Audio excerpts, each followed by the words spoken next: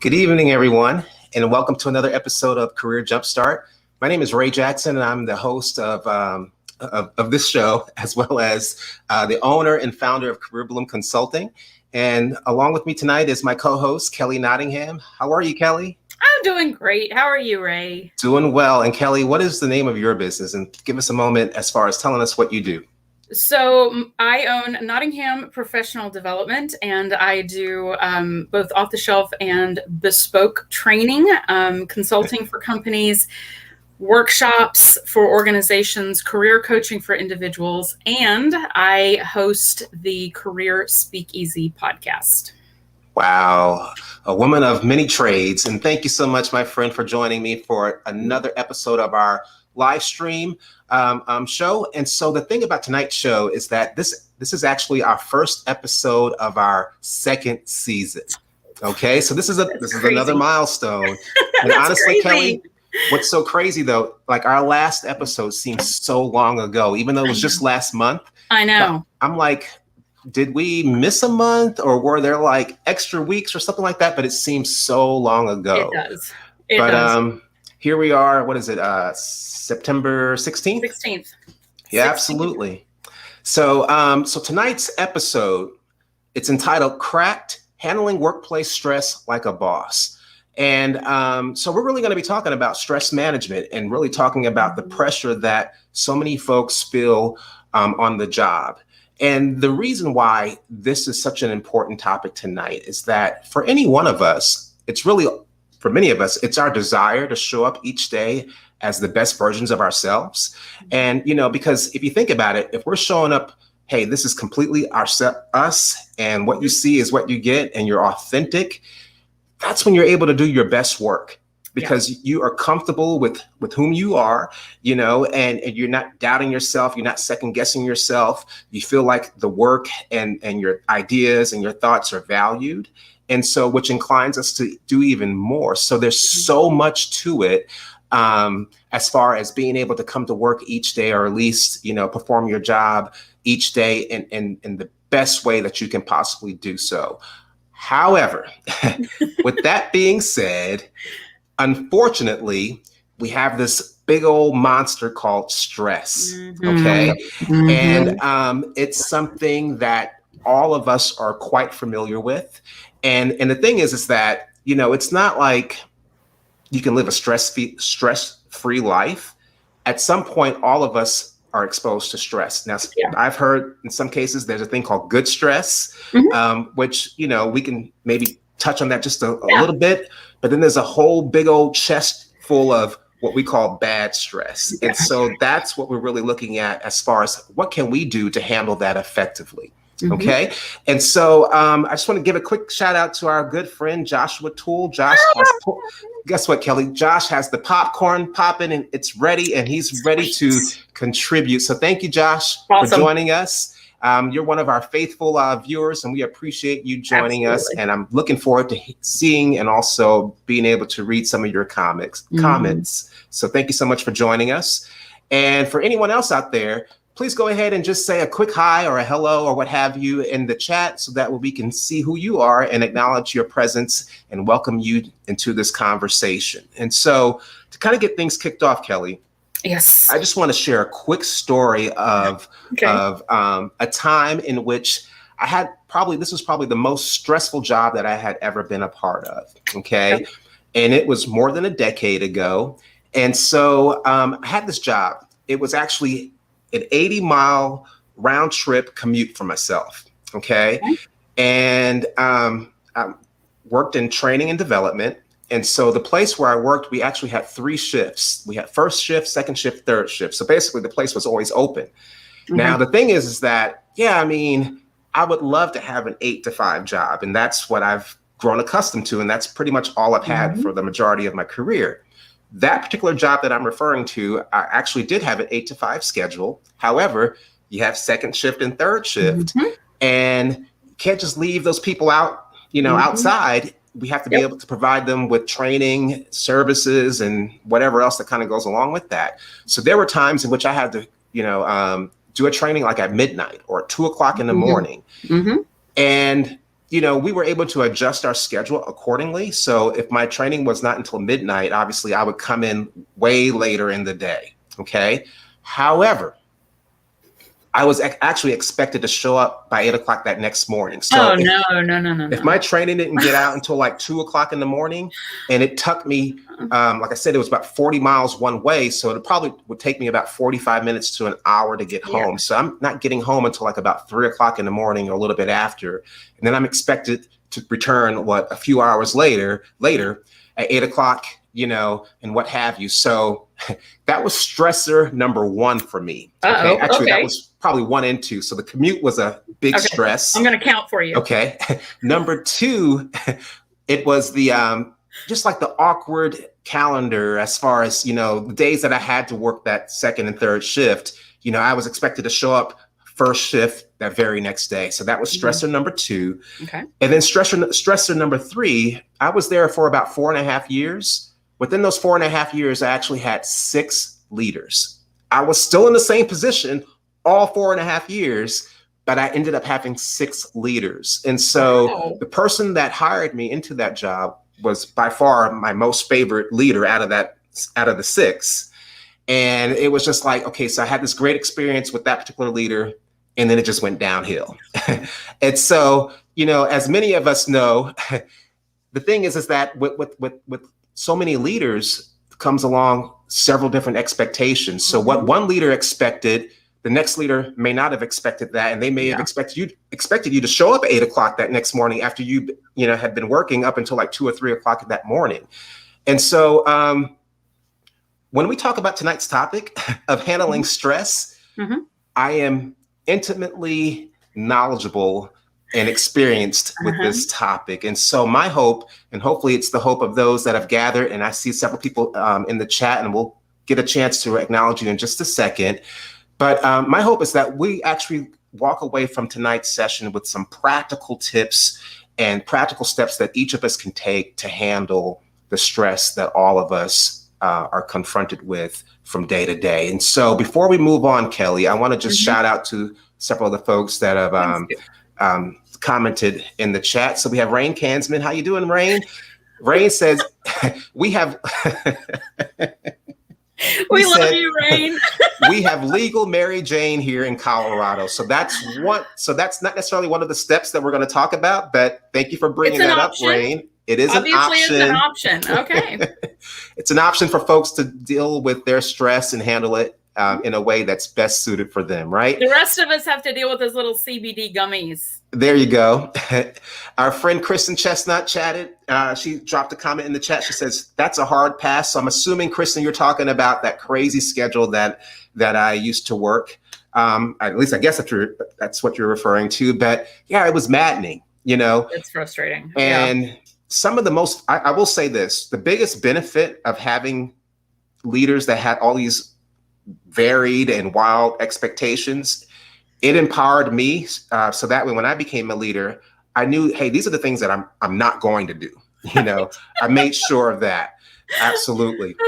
You look for the cautionary tales everywhere you go. There you go. Yeah. Our friend Jason Washington said, wow, I think he's referring to the story that I shared. And then Jason said, I think this is in relationship to what Rain just shared with us. He said, that is the true stress reliever. Well, I don't know from experience. I'm just going to be naive and wet behind the ears. So I take your word for that, my friend. I lived in Colorado for a while.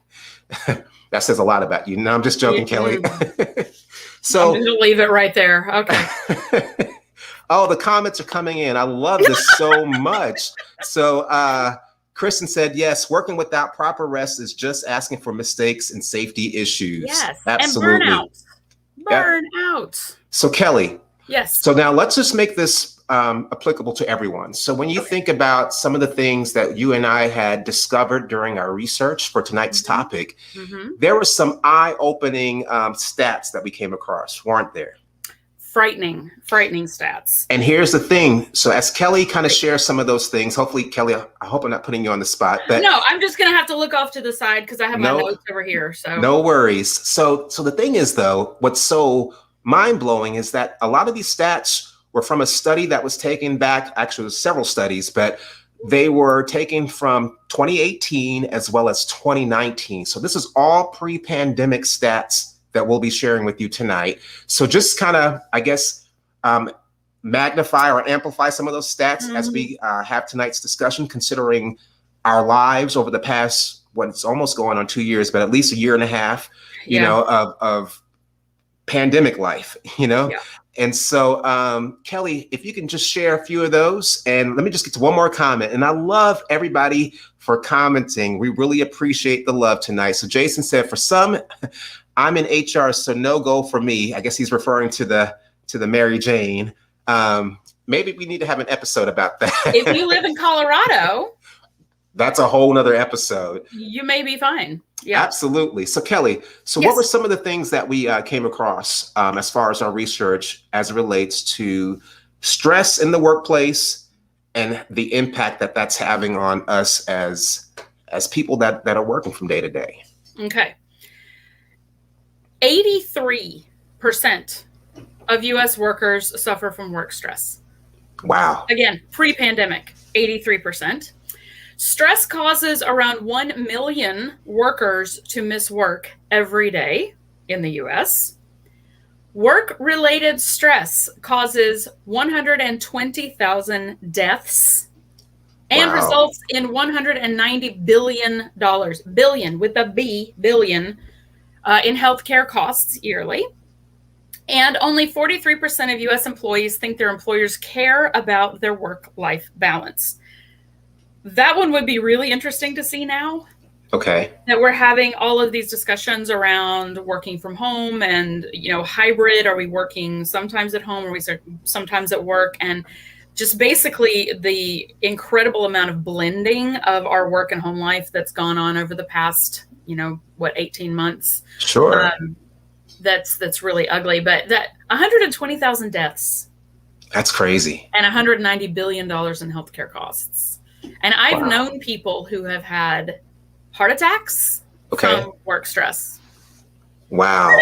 Heart attacks from work stress. So I think we tend to think that stress doesn't affect us that much. And I know, Ray, when you and I talked about this before, one of the, I love to make up words and terms. Good. Can't wait. I talked about stress shaming. And how especially in the US, we have a tendency to glorify work stress as something that's like, you're a true warrior in the workplace if you can handle a lot of stress. And if you can't handle stress, then you're a weakling or something's wrong with you. Sure. To the point where people are missing work, calling in sick, having heart attacks, and having to be medicated because their blood pressure is too high, or because they're not sleeping, or whatever the case may be, ulcers, all different kinds of things that can happen from it. And I find it really interesting when you look at these statistics and you think about sort of the mentality that we have had in the workplace, especially I think now that COVID's happening, we're finally having some really important discussions around this, because it's really just hitting us in the face. Like, we are all stressed out and we can't keep doing this. And, but I think there's still a lot of stress around the fact that nobody exactly knows what to do to fix it. So that's hopefully something that we will be able to talk about this evening, at least individually. So. Absolutely. So, and I know we're getting ready to go into our next area as far as what we're going to talk about, but really quickly, actually 3 thoughts came in my head, but I'm probably sharing this prematurely, but I'm afraid that I'm going to forget it. So I'm going to go ahead and share it, and then we'll ask the question for everybody, and then we'll move forward. So a couple things came to mind. So my dad, he retired at the age of, I think he was 59 when he retired. Okay. Wow. And my dad lived, he's no longer living, but he had lived, it was well over 20 years, maybe 25. Well, let me see. Let me be correct about that. So no, it wasn't 25. It was probably like, it was 25. I'm sorry. It was like 25 or 26 years after he retired that that he lived. And he actually lived a very good 25 to 26 years. And so with that being said, my dad's boss, he retired after my dad did. I can't remember how much longer, but that guy died 6 months after retirement. 6 months. Oh, wow. And so that's a scary thought, because so many of us are, I'm just going to say, we're brainwashed to think that we can't live life until we retire. And so as far as the quality of our life and doing the things that bring joy and happiness to our lives, we feel like we have to put that on hold until we retire. And here you have a guy that probably had the same mentality, looking forward to the retirement, and then he died 6 months after. And so that just kind of, for me, it jolts you to think, yeah, wow, that's just a gut punch. That's absolutely, absolutely. And our friend William Johnson joined us also. He says alarming numbers. Those numbers have possibly increased since COVID. Oh, most definitely. Most definitely. So, these are sobering stats. We have sobering stories and experiences as well. And really the whole point is that we have to make ourselves a priority. Yeah. As far as our general well-being. And kind of going back to that very first point that I made when we first kicked it off, each of us, I'm pretty sure, has the desire to show up as the best version of ourselves. So meaning that, we all want to be able to be at 100%. If you're not feeling well, you can't give 100%. If your mind is distracted by the cares of your life because there's so much going on, or maybe the cares of work because there's so much going on there, it's hard to stay focused and on top of your game if all of this is happening around you. And so with that being said, Kelly, I do have a question for us as well as those that have joined us tonight. And here goes the first question of the evening that I want to share on the screen. So when you think about job-related stress, and please, if you can think of an answer, go ahead and drop it in the chat. But what is the main source of your job-related stress? So you think about yourself, or maybe the people that you know of. What are some sources of stress that you experience on the job? And Kelly, I don't know if you want to take the first stab at this, or someone in the audience that's joining us, if you can take the first stab, that'd be great. I'm happy to jump in with one or two things that I think are generally interconnected that I saw and I see with myself. And I've actually been struggling with this week. Wow. Okay. With a client that I'm not hearing from. They ghosted me. And so I would say that poor communication. Okay. And poor decision-making are two of the biggest issues that I have dealt with, where you can't get people to make decisions. Nobody knows who's supposed to make the decisions. Nobody knows what's happening. Or you're getting multiple stories about what's happening and nobody really knows what's going on. And you're trying to accomplish something within this like fuzz of confusion, and nobody knows who's supposed to make the decisions and nobody knows who knows what. But you still feel the pressure to get stuff done. Yeah. And you're still being, held your feet to the fire to say, you need to get this stuff done. You're like, I can't get this done, or I can do it, but it's not going to be right because I don't have the information that I need, or I don't have the ability to make the decisions that I need to make. And I'm waiting on some other schmo to make the decisions, and they're not doing it. Yeah. And they're not telling me that they're not doing it. So I think those two things for me have always been a little bit interlinked. That lack of good communication and lack of decision making are that drives me insane. I understand. I completely understand. And I feel my blood pressure going up right now. Well, we'll calm it down. We'll get a couple of folks from the audience sharing theirs, and then hopefully by then you're good and we can move forward, right? So Joshua Toole, he said, doing work that is urgent but not important or fulfilling. Oh man, yes. Putting out useless fires. That's a true buzz killer. And then Jason Washington, he shared, making sure you're doing your best each day, lack of communication from your leadership, boss, or team. And then he also said the lack of resources. Absolutely. Huge. That's huge. Yeah, because, a lot of us, I would say most of us have great intentions, but oftentimes we're held back. you know, whether it's by the lack of resources like Jason just alluded to, or maybe fulfilling other people's priorities that are not really the most important things, or Right. your leader, or a lack of communication. And really, y'all pretty much hit all the main ones as far as sources of stress or work-related stress. And so with that said, we have one more. We'll post it up in just a second, but we have one more.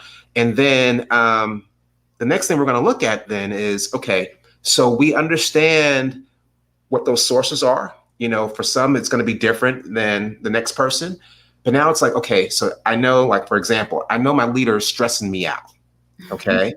But now, before we even try to resolve anything or try to address anything, we got to, you know, next thing we have to look at is, okay, how is this impacting my life? Yeah. You know, is it like weighing me down where I can't move forward? Is it, you know, causing health related issues or what have you? And we're going to explore that in just a second as far as the impact of work related stress. But the key thought that I want you to really hone in on is that stress does exist in the workplace, and it definitely has an impact upon ourselves. I don't care how super we might think we are, it will catch up to us at some point. And so, and like later on tonight, we'll talk about some of the things that we can do to effectively manage that and handle that. So the last comment for this section that we have is from our good friend, Kristen Chestnut. She says, having multiple competing projects. Oh man. Yep. Having multiple competing projects or deadlines and not getting direction or help from leadership to prioritize, and poor treatment from others. Oh yeah. That's a big one, especially if your job is 99.9% working on projects. Yeah. And influence leadership. Yes. Where you don't have that authority to be able to say, no, you need to do this, but you're being told that you need to get other people to do things. And if they're uncooperative or they don't, or they've got other priorities and it's not a priority for them, then you're stuck between a rock and a hard place. No, absolutely. Yeah. That is so true. So with that being said, our next question, and thank y'all so much for contributing to the conversation, sharing your real life experiences and your insight. And so let's keep that going. The next thing that we want to consider is, how is workplace stress affecting you? And really quickly, I'll go ahead and kick this one off, and then Kelly, you can chime in, and those that are joining us, if you can chime in after that and share your experiences as well. So for me, and going back to that same job that I referred to earlier, okay, on average, so it got to the point where it was definitely impacting my health and my overall well-being. And so that particular job that I was doing, the 80-mile commute every day and working these strange hours, and then just having all these leaders, at one point, for a long period of time, I was averaging between 1.5 hours to 2 hours of sleep per night. And you're talking about having knots in your neck, having in your in your back and everything. And honestly, I was probably at the heaviest as far as my weight during that time frame. So I wasn't getting proper nutrition. I wasn't getting proper rest, picking up a lot of weight, wasn't exercising whatsoever. Right. You know, basically I was going to work, coming home, eating, and just kind of crashing and going to bed, more or less. So not really spending that much time with my family, having like the pressure of the world on my shoulders. I was head of the household, only one working in the household, young kids. And so I think the thing for me, and this is something that I've realized over the last year, one of my core values is having, it's going to sound crazy, but freedom, just having general freedom to choose, hey, this is what I desire to do. You know, I don't want to do those things, or I don't want to work here anymore. I want to be able to do this, that, and the other. I would say over the last 1.5 years or so is probably when that became so real to me. And so I've cherished that so much. But back then I felt stuck, because I'm like, normally I would have quit that job. But I hung in there simply because I had so much responsibility. I was raising a family, plus I had a mortgage, and I just couldn't just quit. Like I said before, and I know I've shared these stories before, how I've just up and quit jobs just, because it was just time for me to go. At least in my head, Yeah. I thought it was, but I Yeah. couldn't, and I got stuck. And the longer I remained there, the harder it became, the more stress that I felt, and the less sleep that I would, that I was getting. And so honestly, if I didn't jump ship and land that next job, I guarantee you that job probably would have, if it didn't kill me, it would have definitely put me in the hospital. I was like borderline, just breaking down. Yeah. But that's the impact that stress can have on us. Job-related stress can have on us. And Kelly, I don't know if there's anything that you would like to share as far as the impact, or at least how it's affected you. And then those that are joining us, you can also share as well in the comments. So I'm a stress eater too. Okay. And I tend to want to eat a lot of sugar. Okay. And salty stuff when I'm stressed out. And so I'll end up eating junk, and then I can't sleep. And I'm a night owl anyway. So if I miss my moment, sometimes I'm really stressed out to get to sleep. I know in a job that I had where I was dealing with an extreme amount of stress and frustration, I was taking stuff to help me sleep at night. Okay. Because I couldn't get to sleep at night. Oh, and man. Then I was oversleeping in the morning, because once the medicine kicked in, it would knock me out. Okay. So then I was waking up late. So then I was rushing, and then I was driving like a maniac to try to get to work on time. Wow. And then I was eating junk because I didn't have time to actually make food. And then I felt obligated to work late. And then I would come home late, and then I would take something to help me sleep, and then I would oversleep the next day. And it was just this ugly cycle of, needing insane amounts of caffeine to keep myself going. Okay. And then having to take something to drop me down, and I mean, and it was the joke. It was the joke at, when we worked together, that I constantly had Mountain Dew with me. Yeah. I remember. And I would drink like 6 of them a day, and coffee and hot tea that had caffeine in it to keep myself going all the time. And then have to take a downer at night to get myself to sleep. I tend to stew also when I get very grumpy. I don't know how else to put it. I get depressed and grumpy, and I will, I become one of those people that needs to talk about it a lot. Sure. So I become the Debbie Downer in the room, which is so great for everybody else to have to deal with. But yeah, I mean, it's amazing. And again, these are things sometimes that, again, I think sometimes we downplay how impactful this stuff is to our lives, like how impactful it is to have your cortisol levels in your body constantly high. It causes heart issues after a while. It causes blood pressure issues. It causes weight gain. It causes sleep deprivation. It causes all kinds of issues that we don't necessarily think about as being as bad as it is and as long lasting as it is. But they have started doing studies, and if anybody's interested, I can try to find the research on this. I had it and I don't know where it is, but they have sociologists and neurologists and neuroscientists have started doing research on women who are pregnant, who are going through major life struggles, like people in war zones, people who have dealt with some kind of trauma. And they have looked at the different types of like dopamine and cortisol levels in their bodies over the course of their pregnancy. Then they look at the baseline levels of those same chemicals in their children and in their children's children when those children have children, and their baseline levels are higher than normal.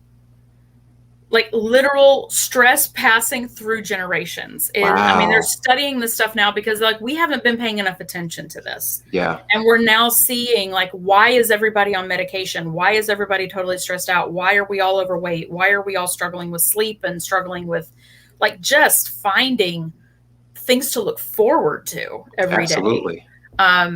it's becoming such a big topic. I'm so glad that this stuff is being looked at now, because there's a lot more to this than I think we give ourselves credit for. A lot more that we internalize than we really realize that we're doing. Absolutely. So, Wow. man, that was so like serious. Yeah, that's scary though. That is so scary. Yeah. So we got several comments, and we're just gonna hit all as many as we can. So Kristen shared with us a comment as relates, I believe, how stress has impacted her, or how at least the impact of stress. She says, it definitely impacted my mental health negatively. I was also getting migraines multiple times a week. Yeah. And what was most upsetting was I had lost the passion I used to have for work I used to love. My quality of work was suffering, and I felt like I was letting down the employees I used to be able to help. Yeah. Wow. Yeah, your brain just quits working like it's supposed to. Absolutely. I mean, this is one of the, people forget stuff. Uh-huh. And a lot of times we're like, oh, I'm just so busy. I just have so much on my mind and I can't remember things like I used to. And it may just be because your brain just can't take in anymore right now. It's in fight or flight mode all the time. Yeah. You're not going to, it affects your long-term memory. You're not going to be able to remember things. Yeah, absolutely. And so creatively. Yeah. And what Kristen just shared, which to me, the most powerful piece of this, she says, basically that she lost the passion that she used to have for the work that she used to love. Yeah. And so you kind of think about it, kind of going back to what we said earlier, all of us have that desire to show up as the best versions of ourselves at 100%. And you love what you do, you're passionate about it, but that stress and that weight of the world starts to weigh you down. That love is gone pretty much, that fire, that motivation is gone. And it's not because you hate what you do. It's because of everything that's associated with that particular situation that's just taking its toll. Yeah. And so that's powerful. Thank you so much, Kristen, for making yourself vulnerable and sharing your real life experience with us. And so with that said, we have Jason Washington that also shared.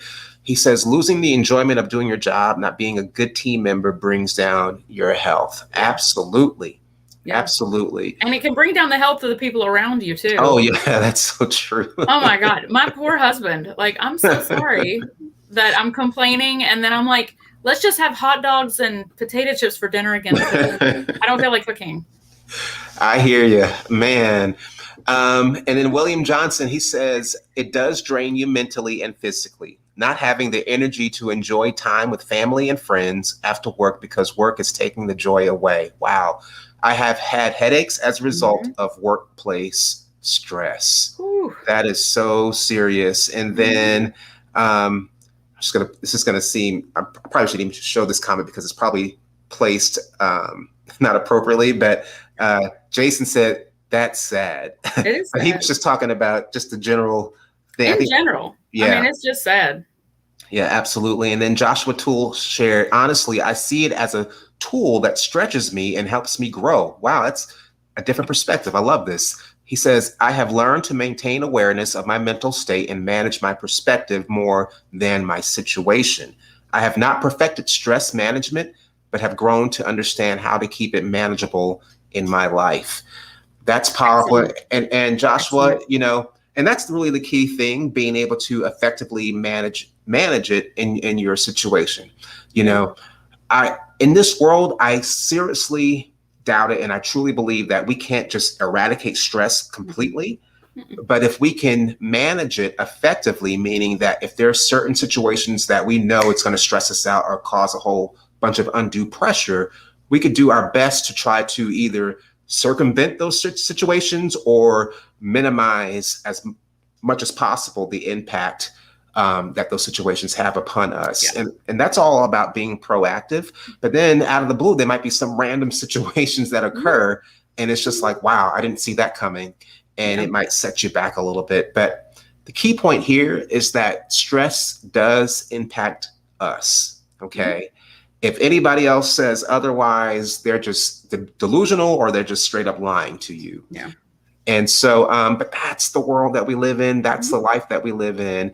Now, there are things that we can do to, like I said, trying to minimize the amount of stress that we have in our lives. And so really quickly, I want to share. So my sister and her husband, they retired early from working actually, I think it's going on 4 years now. So my sister, I believe she was, and now don't quote me on this, I think she was about 54, maybe, when she retired. Nice. Yeah. What'd you say? I said, nice. Yeah. So, and the reason why, so she was actually going to, I believe she was started going to like the doctor quite a bit. Like she would clench her jaws at night. Oh, yeah. Mm-hmm. And so what is that thing called? TMJ? Yeah, exactly. You want to hear it in action? I can get close to the camera and go. I got these earbuds. It pops. But yeah, you have to sleep with a mouth guard in at night too. It's really good luck. I do. Yeah. Wow. Yep, so yeah, good luck. She suffered from that because of the amount of stress that she was, having from night to night. And she had a very lucrative job, very, I guess initially, kind of like what Kristen said, very satisfying at first, but over time, all that started to change. And so what they did is, even before they retired, they changed their environment. So they actually moved out into the country. They had about 5.5 acres of land. And so their intent was, hey, yes, we have stress-filled jobs, but hey, if we kind of move out into the country, we can come home to a relaxing environment. But the thing was, in order to achieve that, they had to, obviously they move out further from the city, but then you have that huge commute. So when you're in the city, it's going to take a whole lot of time just to get out of the city limits, and then you make your way home. And yes, it might be a way to decompress and to manage it as best as possible. But when you think about just our lives, you're not staying up all night. So you can't absorb all that easy and relaxing environment all night long, because you have to go to bed so that way you can wake up the next day. And so what they would also do, they would actually wake up super early so that way they can at least leave early and try to get back home at a decent time. But the thing is that you're doing all these things. Yes, you move to the ideal place, but you're doing all these things so that way you can effectively manage your stress, which is also complicating life, because now you got to wake up a couple hours earlier just to be able to get a head start, so that way you don't have to sit in traffic all morning, and then maybe leave a little bit earlier so that way you don't have to sit in traffic, in the evening. So there's an adjustment. Long story short, they were sick of it, and so they retired early and they moved out of the country and they moved to Costa Rica up in the mountains. So now they're like mountain people right now. But the thing is that my sister's biggest argument for leaving, she said, it was for my health. Like if I were to call her right now, she would definitely say that the reason why they retired early and left the country, it was for their health and their well-being. So basically they sold up all their possessions and, moved out of the country, and they love it. They love it. And so many people are doing that. I've come across a lot of people that are in the process of doing that have already done that. And all of them say the same thing. They were tired of being in the rat race and they wanted to experience something new. Yeah. So we have a couple more comments in the chat. We'll show it in just a second. But Kelly, any reaction to what I just shared? Because I know you and I've had these discussions at length quite a bit over the last couple of years. A lot. I'm actually going to Costa Rica next week. I'm so jealous. It's my first time in the middle of rainy season. I've been on my Duolingo every day for 566 days in a row. Wow. Yeah. That's awesome, my friend. I'm very proud of that. I'm like panicky when it's like 11:48 and I'm like, oh, I forgot to do my Duolingo. I'm getting on there really fast so I don't break my chain. I think the thing that popped up for me when you were talking about that I find really fascinating about their story and about the story, because my husband and I, we moved out into the country as well. Okay. We downsized homes so that because we were sick of the noise and the traffic, and it's been different in some ways. I have to drive a really long way to get to a really good grocery store. Sure. But I think the thing for us, and I'm sure that your sister would probably say the same thing, is that you have to figure out truly what success means to you. Because if you're tied into a definition of success that doesn't actually resonate with you on a deep, deep level, you can let go of it. So trying to live like keeping up with the Joneses and like having the super nice car. And like, if you realize like, it doesn't really matter to me if I have a super nice car, I just need a dependable car. Sure. That frees you up to be able to do other things with your life, with your money, with your resources and your time. And so I think this is one of the things that's been really interesting about COVID and about the whole pandemic experience, honestly, is that it's causing a lot of people to completely reassess the way that they define what it means to have a successful life. Yep. And I think for a lot of people, it looks very different than it used to. People that are like, I forgot that I had hobbies that I never have done. I forgot that I like being around my dog. Yeah. I forgot that I don't have friends outside of work, and I need to fix that. You know what I mean? So I think absolutely. For a lot of us, I think that to me is one of the biggest pictures of dealing with stress in a helpful way, is figuring out like, what does success look like for you? And are you sacrificing more than what you actually need to consider yourself successful in your life? Wow. Kelly, I know you and I are talking as hosts of the show, but I feel like you were like talking to me directly. I really needed to hear everything that you just said. So I really appreciate you sharing your insight with that. And I can't wait to watch the replay. Okay. Because I'll probably be taking notes at that point. So we got several more comments. Good. Joshua Toole, he says, I also have a great support system at home. To Kelly's point, my wife is so great about helping keep me grounded. I couldn't do it without her. Absolutely. Yeah. And Josh, that's actually going to play into our next section when we start talking about some of the things that we can do to effectively handle the stress that we're experiencing. But thank you so much for your comment. Man, people are commenting tonight, and we really appreciate y'all. Rain said, Joshua Toole, that is a great advantage. Absolutely. Rain said, we moved out to the country in 1990, and it was the best move we made when it came to stress relief. Yep. I mean, there are a few drawbacks. Okay. But still. We found a wolf spider in our shed the other day. Oh, yeah. I remember you told me. Wow. Fun times. That's okay. That's okay. And William said, so true, Kelly. This is going back to what you said earlier. Jason said, so true, Kelly, about defining what success is. Joshua said, that's deep. And somebody on LinkedIn, as a LinkedIn user, I agree. LinkedIn user. Anonymous LinkedIn user. But yeah, I mean, Kelly, that really hit home. And, we have all seen the news recently with the great resignation occurring right now. Yeah. And a lot of people are feeling that. And not to say that we're just all giving up on life, not at all, but we're trying to really figure out what is it that we desire to do. Let's try to fulfill our true purpose. Yeah. And what we thought was our true purpose, that may not be the case any longer.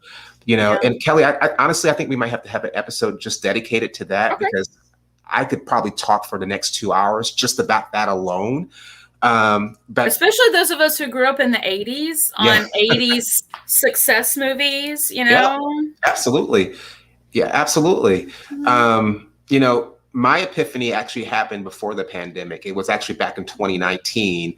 And then once the pandemic hit, it was just like, okay, so this epiphany that I had, I'm being thrusted into it, and it's the universe giving you what you were asking for, right? Yeah. And when we ask, we better be ready, because if we're not, it's a scary thought, because you always feel like you're playing it's awesome. Catch up. It's awesome. It is.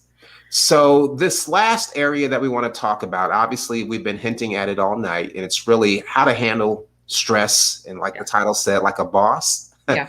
And so the question that we have is, how do you typically handle job-related stress? So as you kind of share that, Kelly and I will also share some of our recommendations on how to handle it effectively. So please, if you have any thoughts, or actually, no, if you would be so kind to share your insight as far as what you've done to handle it, we would love to hear from you. And it already sounds like Joshua Toole, he indicated that his wife is a great support for him as he is confronted with the daily pressures of work life and the stress that might be associated with that. So definitely having that support system in place is tremendous. And not just totally like overwhelming your support system. Yeah. This is actually something I thought about this week. Okay. Working with a client who's been dealing with a ton of workplace stress, things that were, a lot of it was out of her control. Okay. Which we're going to be talking about as well in just a minute. But one of the things that kind of popped into my head at one point when talking to her, venting about a situation can be useful. Okay. I think a lot of us think of handling stress by venting and kind of getting it out of our system. But there comes a point when venting isn't fixing. Venting isn't fixing. Okay, that's going to be one of our... It's a t-shirt. Yeah, it is. We need to have a t-shirt. Venting isn't fixing, because there's only so much venting you can do before you just kind of sit in your own quagmire of funkiness and and then you're bringing everybody else in with you because they're like, I really am tired of hearing about the same problem over and over again, or but I know I do this too. I'm really bad for doing this because I'm an extrovert. I want to talk it out. Sure. And so my dear husband every once in a while has to be like, are you going to do something about this, or are you just going to keep talking about it? Wow. And I'm like, ooh, yeah, I am. Like, I'm probably driving him crazy.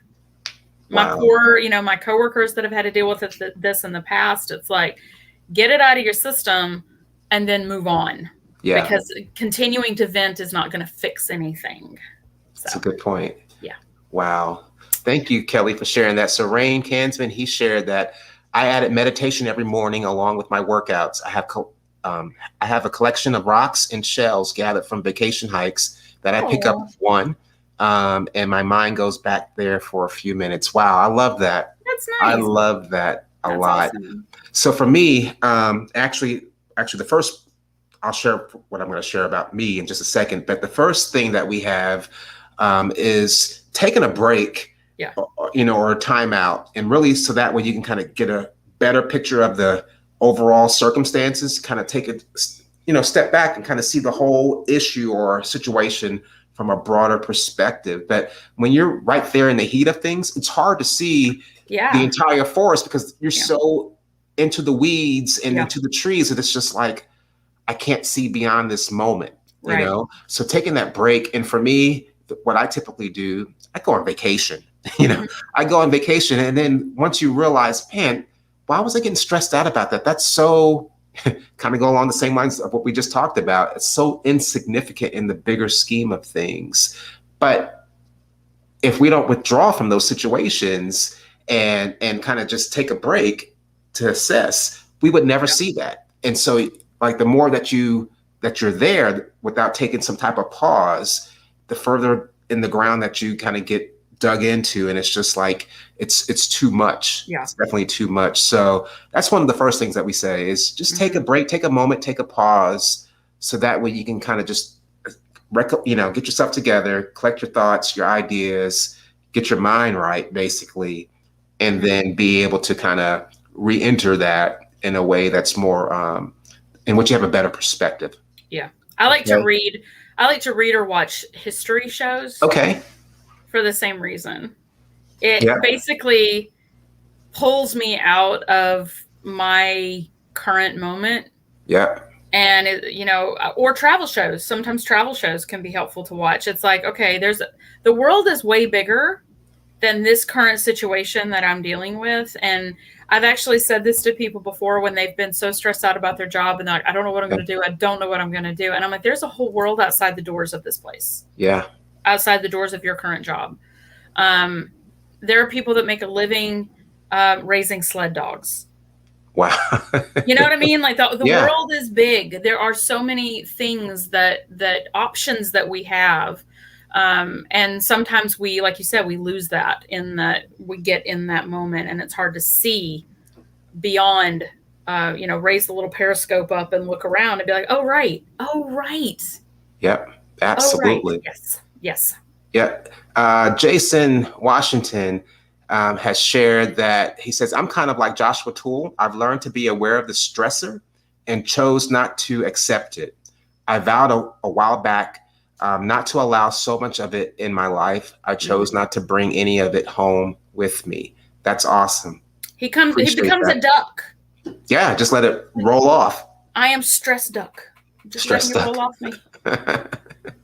And then Kristen Chestnut, she shared, the biggest step for me was what Kelly said. I did some reflection and realized many of my career goals were based on, others' expectations or definitions of success. I also prioritized taking breaks and getting enough sleep. Oh, yes. That is powerful. And Kristen, I'm going to put you out there like this. So Kristen, Kristen.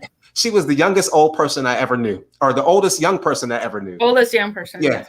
She was like, Kristen, we used to tease her so much. She's like, oh, like anything past 8 o'clock, 8:30 was like way too late because she was getting ready to go to bed between 8 and 8:30. And then when she ended up going to graduate school, that was really pushing it because those classes wouldn't get out until later on. And then, you're working on projects. So I know that messed with her at that time. But yeah, she handled it like a champ. She sure did. And she finished it with flying colors. But yeah, I mean, getting proper rest is huge. It's so important, so much so that what's her name? Ariana Huffington built a whole another stream of income and a whole nother business just based on sleep. She wrote a book about sleep. And that's right. Yeah. And then we just had this whole movement. So, but it's that crucial. And Rain just said, so when I started talking about young old people, he said, careful now. I wasn't thinking about you, my friend, but if you so funny. took offense to that, I'm sorry. Another thing that we had discussed, Kelly, is just talking about it. Yeah. Talking about it, like Joshua alluded to, that, having his wife there as a support system, you using, or not using that, you sharing with your husband about some of the circumstances, that was helpful as well. So yeah, I mean, that support system is crucial. It's important. And you have to find those folks that would be neutral, that love you and care about you so much so that they just want to be there just to listen to you and to ensure that, that you're taking care of yourself and they're really looking out for your well-being, as opposed to those folks that are putting the pressure on you and that just kind of think that you're just whining and complaining. And that, once you bring that up to them, they're going to probably put more pressure on you as well. So, or they want to fix it right away for you. Absolutely. Yeah. Absolutely. I mean, and sometimes I journal things out sometimes. Okay.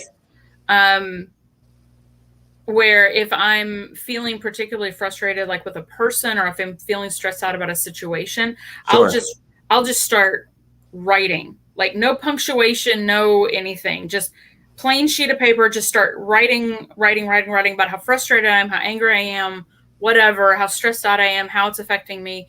And I'll take that and then just tear it up into little pieces and throw it in the trash. Wow.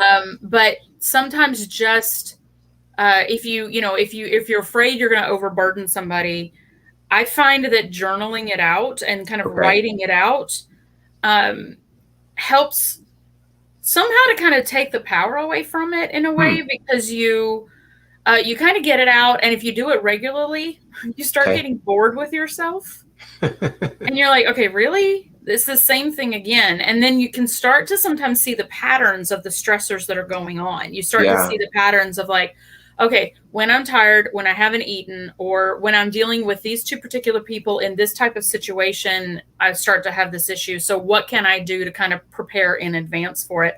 But sometimes it's just the recognition alone that we miss. We don't see those bigger patterns happening. So jotting stuff down, writing it down, Even if it's just like 1 or 2 sentences a day in your, monthly planner thing, just be like, this was annoying to me today and why.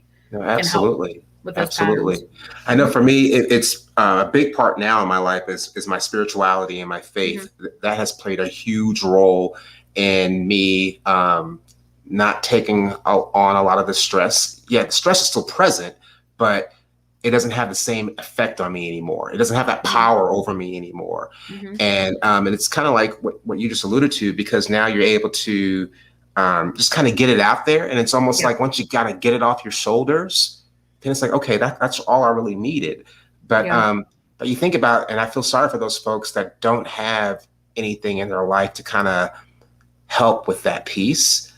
And it's just like, man, like if I didn't have like that support system or that belief system or those tools and access to certain things, yeah, probably like the guy that was my dad's boss and died like 6 months after retiring or what have you. I just can't imagine that. And so that's unfortunate. Well, that's people really can find it unfortunate, in different ways too. That's what's interesting. People can find it in lots of different ways. So even if people watching this, if you're not part of an organized religion or you're atheistic or agnostic, it's still, there's still, you can be creative about ways to find that bigger perspective. We're all, what is it, the phrase, we're all made of stars, we're all stardust in our own way, and we're all part of this, the force. Yeah. Whatever, that's in the universe that can help us get some perspective on it too. Absolutely. Yeah. So we got some great comments. We're going to get to those in just a second, and we'll probably have one more point after this, Kelly, and then we'll start wrapping it up. Okay. Can I just share one thing that I've started doing that I felt so ridiculous doing when I started? So ridiculous, y'all. Let me hear it. I just started doing qigong. What is that? Okay, it's an ancient Chinese. Did you just say qigong? Qigong. I thought she was here. I'm just joking. That was a dad Qigong. joke. I apologize. You're such a dork. Qigong, and there's a guy on YouTube. I think his name is Jeffrey Shaud, Chaud. Okay. He does a bunch of videos, and it was recommended to me by a woman one of my mentors, and she was like, "Start doing this. It will help you." I was like, "I feel stupid," but it's basically like slow movements and breathing, and literally 5 minutes of this, I can feel my stress levels just go whoop. Wow. It's just like that. Slow down, take a few minutes, breathe deeply, which we don't tend to do when we're stressed out.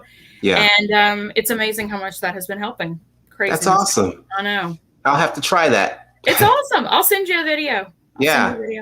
All right. So we got a couple more comments, and then we'll share probably one more thing, and then we'll begin to wrap up. And so Joshua shared his thought. It says, knowing what recharges me is paramount.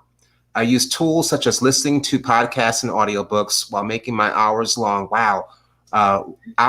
rounds each day. It makes the time feel more productive and counterbalances the mundane. I also try to keep a morning routine that involves mental/spiritual as well as physical exercise. Knowing how you're wired is the first step to knowing how to address stress. Completely agree with that. That is awesome, Joshua. Completely. And then lastly, Jason Washington has, he shared, for you both, having a job where you have to be on all the time. I think you both have done a great job to not let any stress that you've dealt with or dealing with now affect you from still trying to help others. We appreciate that, Jason. That's huge. Thank you. As I was reading that, this is just, I've probably shared this before, but so you remember before, I remember I told you, Kelly, that before I used to, way back in the day, I used to perform and do music. Yeah. And so my sister was a part of the group that I had. We would be fighting like cats and dogs prior to our performance. Yeah. But then as soon as we got on stage and, we were performing, like all of that just kind of went away. So we were able to turn it off, like, all the whatever that we had going on. And then the performance was great. After the performance, we would pick it right back up and we're at each other's throats. You're like the Ramones. Absolutely. You're like the Ramones. We aren't going to talk except we'll go on stage and perform and do awesome, and then we won't speak to each other for 20 years.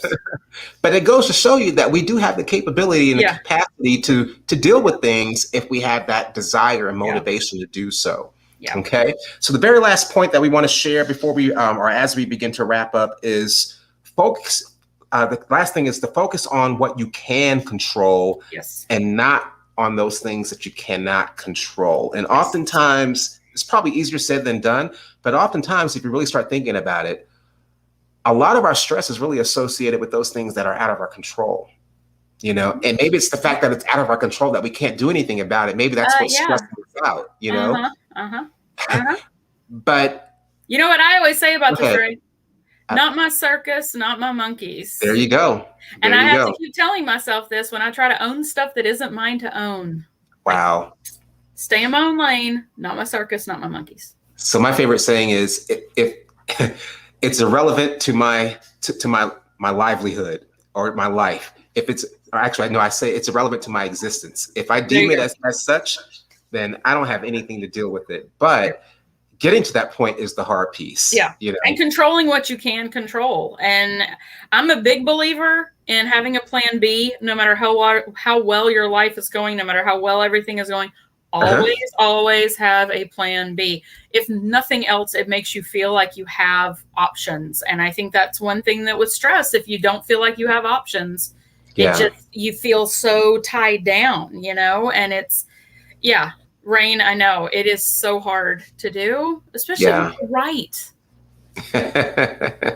Listen to me, people, and they won't listen. And you know, okay, that's your circus. Those are your monkeys. I don't have to deal with it. But absolutely, it's a brain wiring thing. I mean, you have to rewire everything. Yeah. So we want to leave you with a couple of things to keep in mind. So, I mean, an hour or so's worth of time talking about this is great, but we're still only scratching the surface. Yeah. And so, you know, if you're truly in need of help, like right now, there are resources that are definitely available to you. Actually, we've definitely, we've referred to one of them quite often tonight. It's really, you know, your circle of family and friends, or those folks that are trusted confidants. Tap into those folks to just listen and be there to help you, because they truly care about you. Yes. And so leverage that, you know, and do the same for them, you know, when they need that assistance or that help. So that's one resource. Another resource, since we are talking about work-related stress, is, you know, your company's employee assistance program. You know, it might be called EAP or employee assistance program. It might have some other name, but most employers have some type of service that they provide for their employees that could help in instances such as that. And they might offer some free services just because it's a benefit to you as an employee. Kelly, and it's confidential. Yeah. I'm just going to go ahead and throw that out there. As a person who was in HR, and we've both been in HR, I've used EAP services before.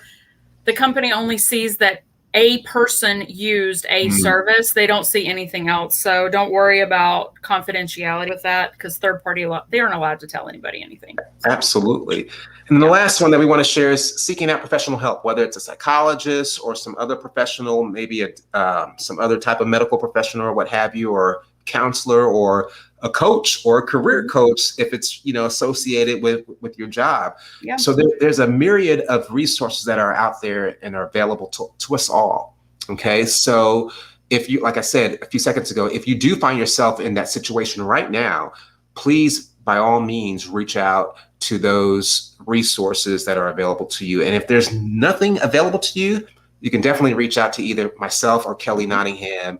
And we might be able to, if we're unable to help you out, we can definitely send you, or at least share with you, various resources that we are aware of that can enable you to successfully navigate through your current situation. So thank you all so much for joining us. And man, thank you guys for talking. There's so much that y'all shared, so much value that y'all provided to this conversation. So whether it was Jason Washington or Rain Kansman or or William Johnson or Joshua. Joshua Toole or Kristen Chestnut and our An LinkedIn anonymous users. LinkedIn person. And then those that are just tuning in and just watching. Thank y'all so much for being a part of this discussion. And hopefully it was of value to you. And Jason said it was a great job, you guys. Huge topic. Joshua just said great conversation as always. Thank you both for delving into such a rich topic. And Kelly, in all honesty, I know I've said this before in other conversations that we've had. I'm like, hey, we need to do this again. But this is something that I know that's not going to go away anytime soon as far as our well-being and mental health. Considering all that we've been through, add that on top of the stress that we had prior to the pandemic. So, we will definitely revisit this again. And honestly, with all the engagement that we've had tonight, Kelly, this is obviously a hot topic that people are passionate about. And this person said that was me. So whoever the LinkedIn user is, it just shows LinkedIn user. So I know you said that was me, but if you can just type your name in the chat, that would be awesome. And a little like outline of a person. That's all we see. But thank you, me. We appreciate you for joining us. So next month, we're going to be back at this again. So stay tuned for more information, and definitely share this this particular episode with your network. You can definitely reshare it afterwards, the replay. So we would definitely encourage you to do that, because we want to make sure that, this information does get out to folks that need to hear it most. And our good friend was Nakia Bennett. Hey. Good to hear from you, my friend. Thank you so much for identifying yourself. She's like in incognito mode. I love it. That's funny. So awesome. So with that being said, we really appreciate y'all. And I think we'll see you actually when we see Kelly again. She'll be coming back from Costa Rica. So we can't wait to hear about your awesome experience. And look at my sunburn, because I haven't been outside in like 3 years. It'll be great. That is so awesome. So thank y'all so much. Be safe. Take care of yourself and take care of your loved ones. And we'll see you next month. Bye.